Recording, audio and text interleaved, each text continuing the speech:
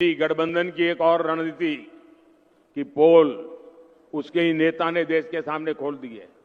अब इंडी गठबंधन ने मुसलमानों से वोट जिहाद करने को कहा है। अब बताइए, हमने लव जिहाद सुना था, लैंड जिहाद सुना था और वोट जिहाद, और वो भी पढ़े लिखे मुसलमान के परिवार से बात आई है। सामान्य मदरसा से निकले हुए किसी बच्चे ने नहीं कहा है। हाईली क्वालिफाइड फैमिली और कांग्रेस के वरिष्ठ पद पर बैठे हुए परिवार, ये मुसलमान परिवार ने कहा है, नारा दिया है, वोट जिहाद करो।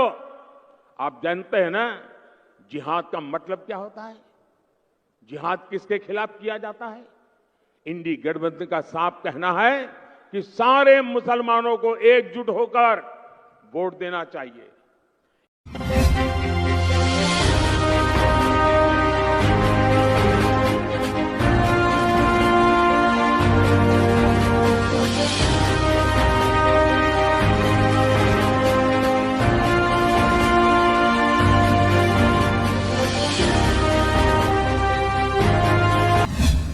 कैसे हो दोस्तों, मैं मोहम्मद नईम शेख। तो मैं एक बात बताना चाहता हूं कि जो हमारे बी.आर. चोपड़ा थे, हिंदी फिल्म इंडस्ट्री के बहुत ही नामवर प्रोड्यूसर डायरेक्टर, और उन्होंने ना जाने कितनी सुपरहिट फिल्में बनाई, जिनमें चन्ना में, नया दौर, हमराज, निकाह, वक्त, कानून, गुमराह, धुंध, इंसाफ का तराजू और बागबान वगैरह वगैरह। और जब 25 अक्टूबर 1980 में उनके जो चहीते गीतकार थे साहिर लुधियानी का इंतकाल हुआ, तो उसके बाद बी.आर. चोपड़ा ने बाकायदगी से अपना स्टेटमेंट दिए कि अब हम हमारी फिल्मों के गाने किससे लिखाएंगे, क्योंकि जब से बी.आर. चोपड़ा फिल्में बना रहे हैं, बेशतर फिल्मों में शाहिर के गाने थे, और बी.आर. चोपड़ा पूरी तरीके से मुत्तफिक थे कि शाहिर गाने लिख रहे, तो वो डिपार्टमेंट में हमको देखने की जरूरत ही नहीं है। तो जब शाहिर का इंतकाल हुआ 25 अक्टूबर 1980, तो बी.आर. चोपड़ा का ये स्टेटमेंट आया कि अब शाहिर के बिना हमारी फिल्मों के नगमात कौन लिखेगा, क्योंकि अक्सर शाहिर के नगमात बहुत ही ज्यादा सुपरहिट होते थे। आपकी स्क्रीन पे टाइम्स ऑफ इंडिया का एक आर्टिकल है जो आज ही पब्लिश हुआ है, जिसमें बताया गया है कि कॉल फॉर वोट जिहाद, insult to democracy, constitution, PM Modi. तो प्राइम मिनिस्टर नरेंद्र मोदी ने यस्टरडे थर्सडे 2 मई 2024 राजकोट के अंदर, आनंद के राजकोट के अंदर उन्होंने एक स्टेटमेंट दिए। वो अपनी कैंपेनिंग कर रहे थे, अपने कैंडिडेट की कैंपेनिंग कर रहे थे, जिसमें उन्होंने कहे कि ये जो मारिया आलम है, वेटरन कांग्रेसी, सलमान खुर्शीद की नीज है, भांजी भतीजी है, और वो समाजवादी पार्टी की कैंडिडेट है फ्रॉम उत्तर प्रदेश। तो एक रैली में मारिया आलम ने कुछ एक स्टेटमेंट दे दिए थे, लाइक जिहाद के बारे में और जिहाद के बारे में। तो इस पे नरेंद्र मोदी कह रहे हैं कि ये एक तरीके से इंसल्ट है डेमोक्रेसी की और कॉन्स्टिट्यूशन की। तो ये इन्होंने बहुत सही बात करी, हम भी इससे मुत्तफिक है कि लव जिहाद वगैरह और जिहाद वगैरह का नाम नहीं आना चाहिए इलेक्शन में।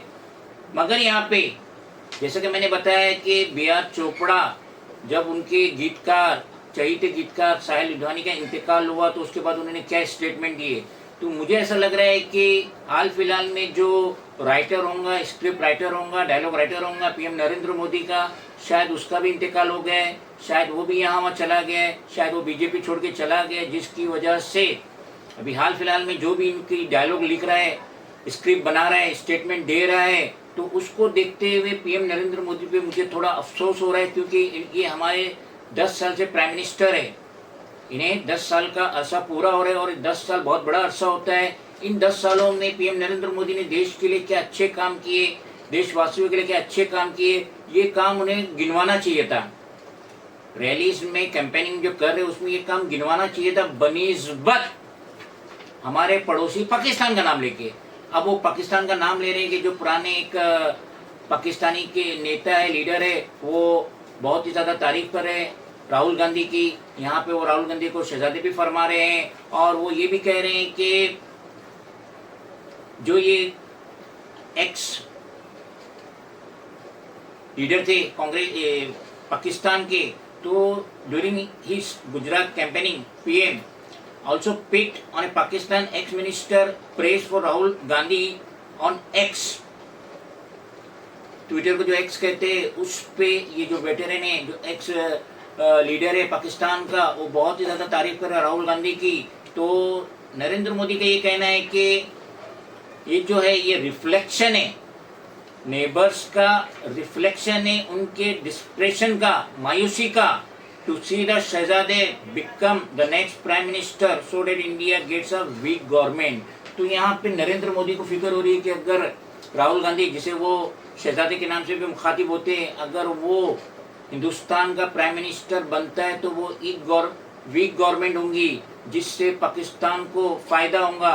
तो यहाँ पे पीएम नरेंद्र मोदी को जो 10 सालों में उन्होंने कारनामे अंजाम दिए, बड़े बड़े कारनामे अंजाम दिए देशवासियों के लिए, सिटीजन के लिए, तो वो उनको वो गिनवाना चाहिए था बनिस्बत पाकिस्तान का नाम ले। शहजादा बोले राहुल गांधी को, और शहजादा अगर राहुल गांधी अगर प्राइम मिनिस्टर बन जाएगा तो पाकिस्तान खुश होगा। ये सब बेबुनियाद बात करके पीएम नरेंद्र मोदी अपने दर्जे को डिस्टर्ब कर रहे हैं। आज जो उनका रुतबा है, उनका दर्जा है, उनका पॉलिटिक्स में एक्सपीरियंस है, उन्हें वो कहना चाहिए जो उनके लेवल की बात है। ये छोटे मोटे नेताओं की बात गोया वैसी बात करे पीएम नरेंद्र मोदी, जो कि आज भी हमारे प्राइम मिनिस्टर ऑफ इंडिया है। तो मुझे तो सख्त अफसोस हुआ टाइम्स ऑफ इंडिया का आर्टिकल पढ़ के, जिसमें पीएम नरेंद्र मोदी ने गुजरात के आनंद में ऐसी बेबुनियाद बातें कही।